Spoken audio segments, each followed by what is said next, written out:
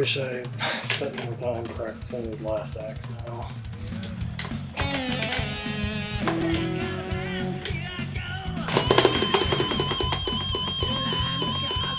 That was lousy.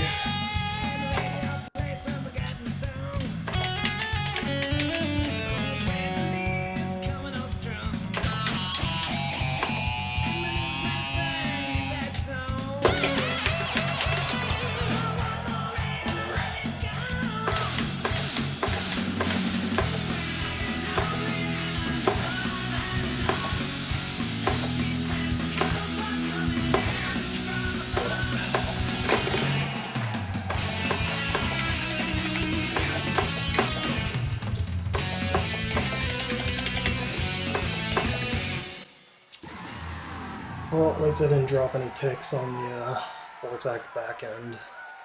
Tied first. I don't really know what happened there. I was totally ready for the whammy. I think I just strummed the blue late. It's a grace note. It's hard to capitalize under those nerves.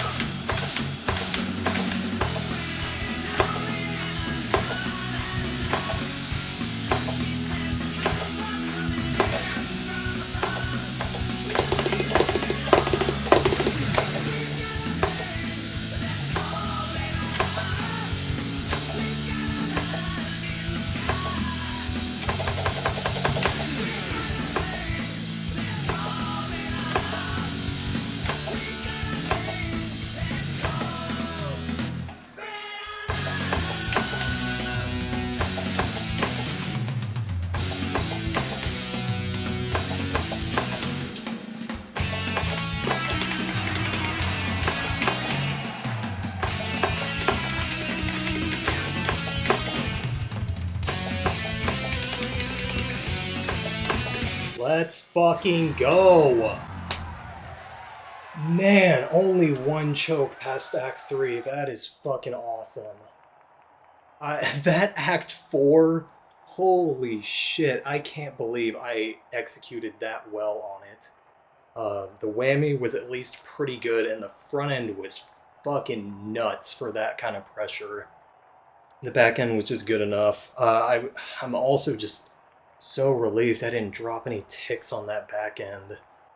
And even that last act, for as lenient as it is, even the fact that it has the one whammy on it, and more importantly, the fact that it includes all of those really obnoxious hopo trills, namely the fact that the first note of the trill and the note following the trill are hopos when you kind of wouldn't expect them to be, and I think I strummed at least one of them. Holy shit, that is so fucking relieving. It's just one less incredibly annoying thing I have to do in this game. But this one is a little different because this was to actually untie a first, where a lot of the stuff I've been going for are just like scores that I just want, but already have untied first on. That third act doesn't feel incredibly tight timing-wise. I mean, generally when people are saying in the scorio descriptions that something feels possible, I get a pretty good feeling about it. But this did turn into a very long time stretch nightmare kind of scenario because, like many songs across the set list, I just could not stop red flaming that third act front end. The method I'm using now is activating extended hit window on the orange with my pinky, which I really don't like doing, but it almost just felt like I had to do it to delay the activation of the node enough. But that being said, in this particular case, it's kind of understandable because the solo leading up to that front end is so fucking awkward. I mean, the solo itself is awkward enough with those ascending all hopo scales that I very recently just started strumming the first note of, even though I generally don't like to do that because it just introduces the risk of overstrumming. But it really just helped getting the timing for those transitions down. But yeah, just like the outro with those trills, having everything be hopos in that section is just so awkward to deal with.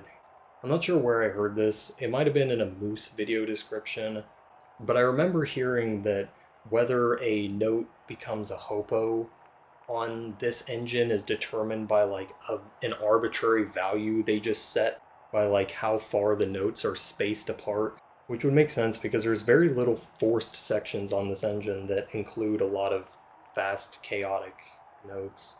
And honestly, the way this is set up, obviously they test this stuff before they release it. I mean, with this game, I wouldn't put it past them not to, because it's the laziest excuse for a Guitar Hero game, basically, but it almost feels like that timing that they set was just too low.